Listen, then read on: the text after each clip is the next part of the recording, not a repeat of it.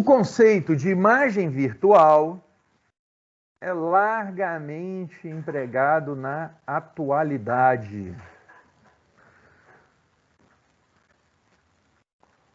Bom, eu nunca ouvi falar desse conceito sendo empregado na atualidade, não, tá? Não sei quando é que ele é aplicado, não. Vamos ver. Um espelho plano produz imagens virtuais. Bom, isso eu sei que ele produz mesmo, tá? Ele produz imagens virtuais, moçada, justamente porque quando você pega essa imagem, ela não existe. Ela não existe no mundo real. Ela não existe. O que você vê, percebam, o que é importante, o que eu acho que é relevante dizer é o seguinte: o que você vê? Então, quando um observador coloca o olhinho dele aqui, ó, e esse raio luminoso entra no olho dele e bate na retina e forma uma imagem na retina, esta percepção que você tem de formação de imagem, ela não existe verdadeiramente. Tá legal? Ela é fruto, quer dizer, o objeto não existe nada que atrasa o espelho. Você cria essa imagem pela reflexão dos raios luminosos que estão incidindo no espelho e refletindo na direção do seu olho. Tá legal? Então, a imagem que se forma dentro do seu olho é real. Mas a imagem que você tem do objeto é virtual. Então é nesse sentido que nós chamamos essa imagem de imagem virtual. Na geometria, na óptica geométrica, o conceito de imagem virtual está relacionado com o fato de você ter que prolongar os raios refletidos para observar onde essa imagem vai se formar. Tá legal? Então vamos lá, duas coisas. Primeiro, existe luz entrando no seu olho e saindo do espelho? Sim. Luz que foi refletida pelo espelho e entrou no seu olho. Então a imagem que se forma no seu olho, ela é real.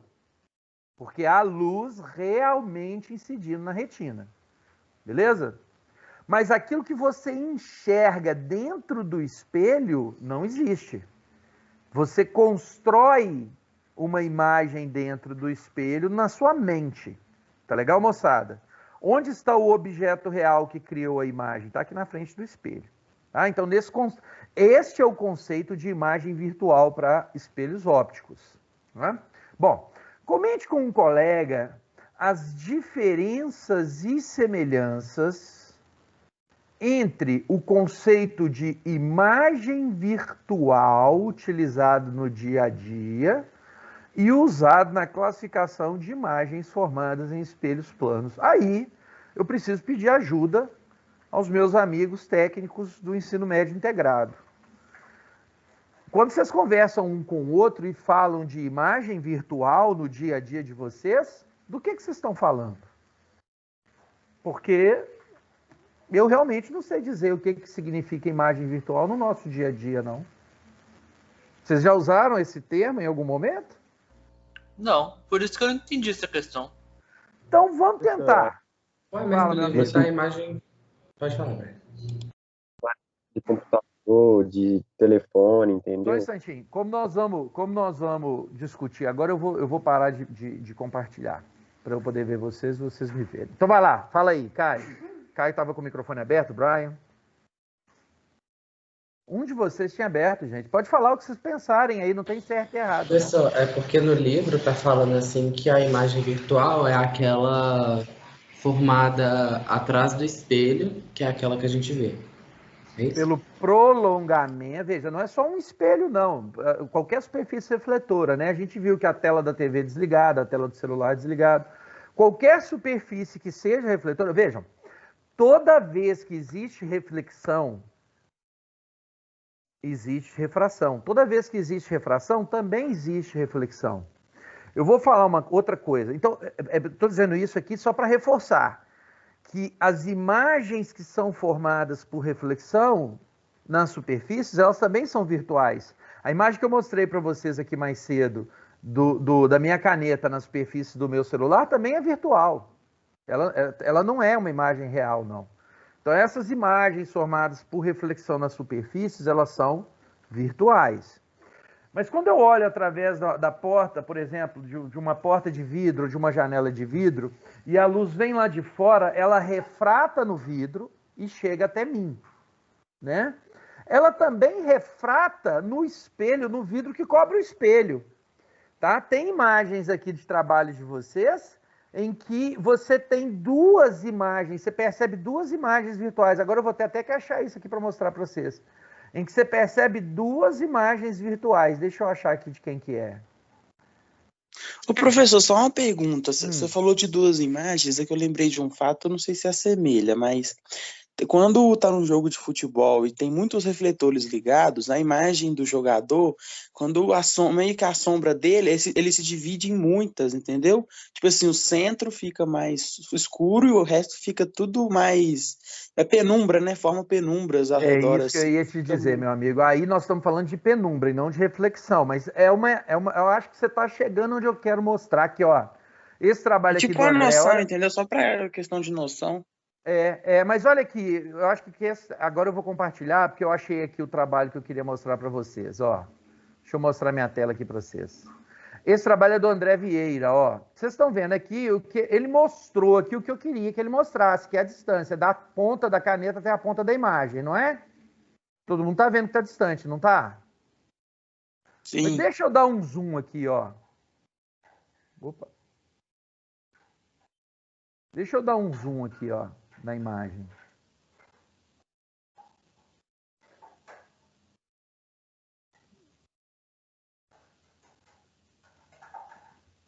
Vocês estão vendo aqui uma sombra? Ou não? Da ponta da caneta? Ou vocês não estão vendo? Que eu tô passando o cursor em volta dela aqui, ó. Eu tô vendo. Tá bem fraquinho. Ah, eu vi, professor, tá bem fraquinho, mas dá pra ver. Tá bem fraquinho. Opa, fiz bobagem aqui. Aí. Tá bem fraquinho, mas dá para ver. Ó, sabe o que é isso aqui? Parte da luz que foi emitida pela caneta também sofreu reflexão no vidro do espelho. Tá vendo? E aí ele tem essa formação de imagem muito de levinha aqui.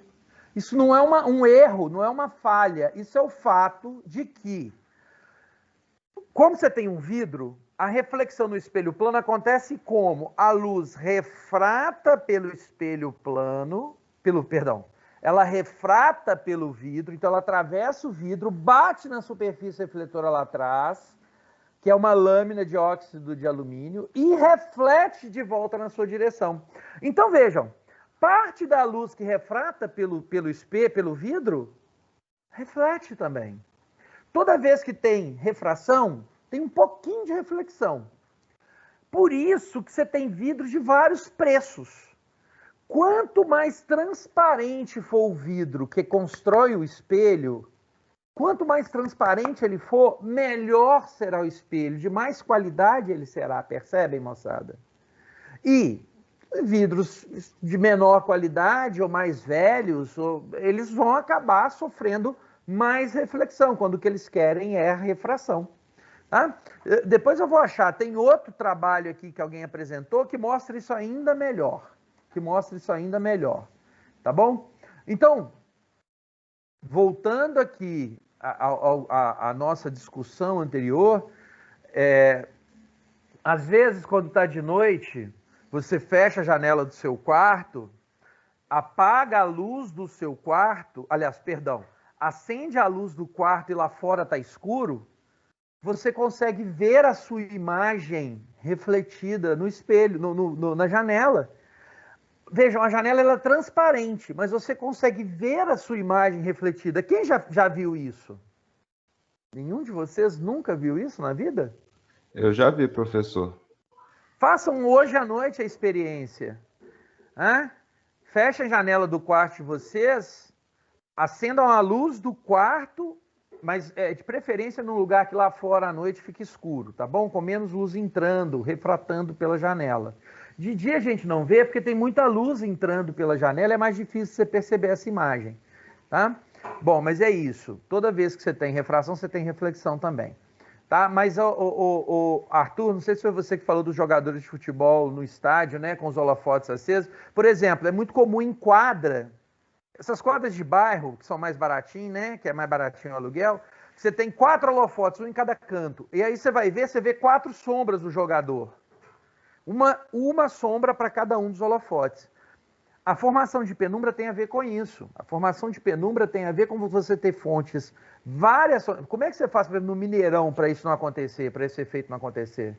Você não tem um holofote, você não tem 2 holofotes, você não tem um em cada canto do campo. Você tem centenas de holofotes em várias posições diferentes que iluminam toda a região. Então vejam, cada holofote está produzindo uma sombra do jogador num ponto ali do campo. É verdade.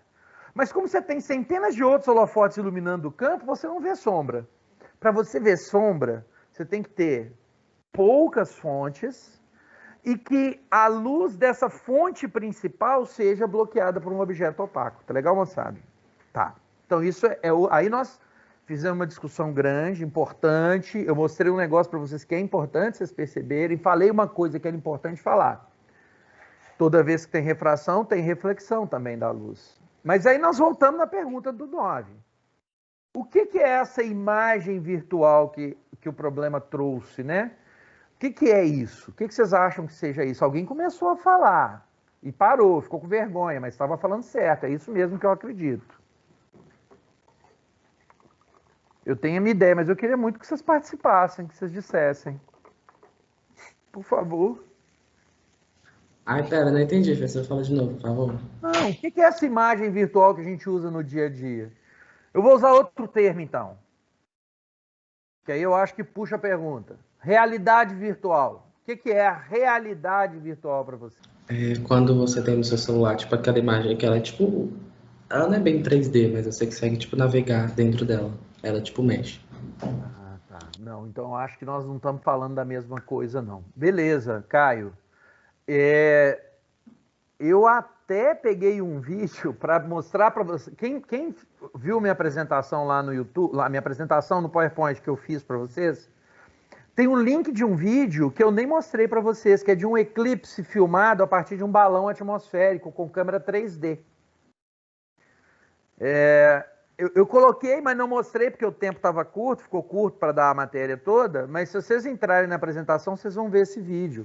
Você pode, inclusive, né, no YouTube, você vai movendo um negocinho do YouTube, você vai mudando. Você vê a Terra embaixo, você vê o Sol em cima e o eclipse, a Lua entrando na frente do Sol. O momento em que você está dentro da sombra do eclipse, tá? Você vê um monte de coisa legal. Mas, veja, tá. Mas não é exatamente isso que é a realidade virtual, eu acho. Aí é a minha opinião, né, cara? Porque essa pergunta, tá? Quem me pediu para fazer ela foi o... Foi o Davi. Eu acho que é uma pergunta, Davi, mais para a gente trazer a discussão sobre a nossa sociedade. Eu acho que quando a gente fala de uma imagem virtual no dia a dia, ou, por exemplo, quando eu falo de realidade virtual, sim, nós estamos falando... não só dessas imagens 3D que vocês conseguem navegar, mas dessa coisa da imersão no mundo 3D, no mundo virtual, um mundo que não existe. Vejam, eu existo, vocês existem, eu sei, o meu celular, a reflexão nele, essas coisas todas existem. Mas todo esse universo que está mediando a nossa relação não existe.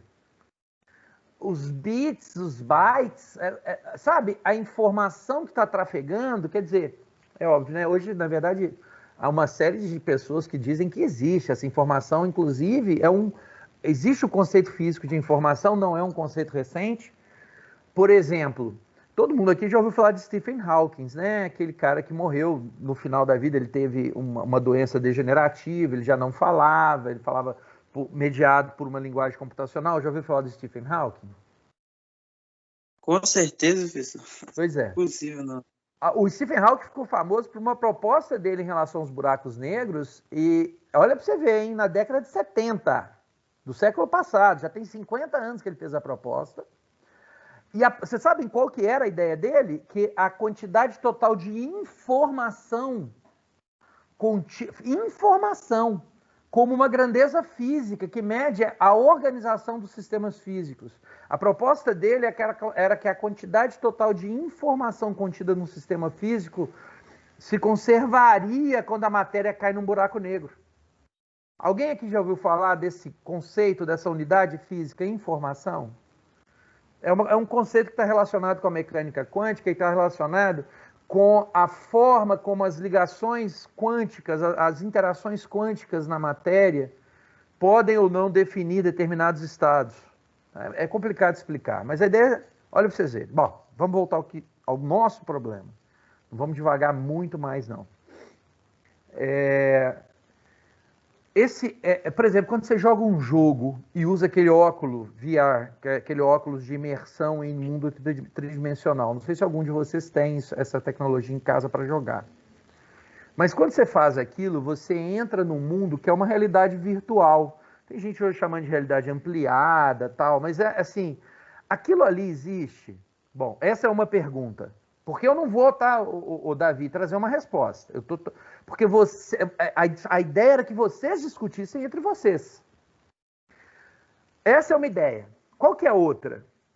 Todo mundo, ou a maior parte de vocês, tem um perfil no Instagram, no Facebook, não é isso? Talvez no Twitter, em outras redes sociais. A pessoa que você é no Instagram, ou ou as coisas que você posta no Facebook, elas traduzem integralmente aquilo que você é, ou existe uma imagem que você cria e coloca nessas redes sociais? Talvez o uso que o livro trouxe de imagem virtual esteja relacionado com isso, não? O que vocês acham? Talvez esteja relacionado mesmo, professor. Eu achei essa questão bem confusa. Eu não tinha entendido nada, mas o que você está falando faz sentido. Você está entendendo o que eu estou dizendo? Porque, vejam, eu duvido que algum de vocês, das meninas que já vão ao salão, dos meninos quando forem cortar cabelo, chegou na frente do barbeiro ou na cabeleireira, virou e falou assim, nossa, a minha imagem virtual aqui no espelho está muito legal. Alguém já falou desse jeito para alguém na vida? Já usou a imagem virtual como um conceito físico para alguém? O livro do Stephen Hawking, né? Buracos Negros, o do doutorado dele, ele fez a defesa, tá, Brenda? Não tem problema. A gente lê, essa coisa de ler, gente, nós estamos vivendo um mundo muito imagético, né? Gente, se eu fosse possível e desejável, eu passaria o dia inteiro em live do YouTube. Porque tanta coisa importante acontecendo, tanta informação relevante, tanta coisa legal. Então, até isso agora nós temos que fazer. Nós temos que virar sommelier de live, né? Quem sabe a gente não cria um conceito. Mas é isso, tá? O Davi, é isso, cara. Então, eu acho que a discussão é nesse sentido. Me responde aí, algum de vocês já usou o conceito de imagem virtual, o conceito geométrico de imagem virtual ou não? Eu acho que vocês nem sabiam, né, cara, até antes da aula de hoje, né, como é que as imagens eram formadas. Ninguém usa, né? A gente vai falar de energia, minha mãe fala assim, não, meu filho, tira o sapato, vai ali, abraça uma árvore, você está com energia muito ruim hoje. É óbvio que o conceito de energia está errado, né, esse conceito físico de energia, mas... Arthur, deixa eu compartilhar a tela aqui só para mostrar para vocês uma coisa aqui. Deixa eu voltar lá na minha imagem aqui de espelho que eu fiz para vocês, né? Quando a gente fala que o espelho é infinito, Arthur, na verdade isso é uma construção também da nossa imaginação, não existem espelhos infinitos, né? Mas a gente diz que ele é infinito para que a gente evite distorções ou... Por exemplo, que a gente possa fazer a imagem de um objeto de tamanho qualquer aqui na frente, tá bom? Por exemplo, se eu tiver um objeto aqui, se o meu espelho tem 1 metro, e eu tiver um objeto aqui de 40 metros, eu não vou refletir ele inteiro aqui. Agora, eu até posso refletir ele inteiro para um determinado observador, desde que eu coloque o objeto, o espelho distante o suficiente do objeto que eu quero refletir. Tá legal, moçada? Lembrando que a imagem se forma na nossa retina pelos raios luminosos que refletem no espelho, conseguem chegar até a nossa retina. Por exemplo, se eu pegar um espelhozinho desse de fazer barba, né, de pendurar lá no banheiro, no box, que é quadradinho, pequenininho, eu consigo refletir a imagem de um prédio dentro desse espelho? Por exemplo, eu consigo pegar o espelho e usar ele para ver um prédio inteiro? O que vocês acham? O que você acha, Arthur? Você que perguntou. Não, professor. Não consigo, eu acho não? que não. Só já- se tem que estar uma distância muito boa mesmo do prédio para você conseguir ver. Isso. Então eu consigo, ué. Eu consigo, eu não tenho restrição para a construção geométrica que eu estou fazendo. O 37, o 36, eles são muito geométricos, os problemas que eu resolvi e coloquei lá. Que é um problema de penumbra, que é um problema de sombra, formação de sombra, fonte pontual e fonte extensa. São muito geométricos. Eu tive dificuldade de fazer o 37, não foi fácil, não. Eu assisti vários vídeos, eu voltei nos livros que eu tenho aqui de física para poder entender melhor, para não fazer uma coisa errada para vocês. É isso, Arthur. A construção geométrica do problema é que vai te falar se é possível ou não fazer alguma coisa, como é que pode fazer. Tá? Beleza, Davi, fique à vontade. Então, Arthur, assim, primeiro, não existe espelho infinito. Agora, eu posso construir um problema geométrico que me permita refletir as coisas. Por exemplo,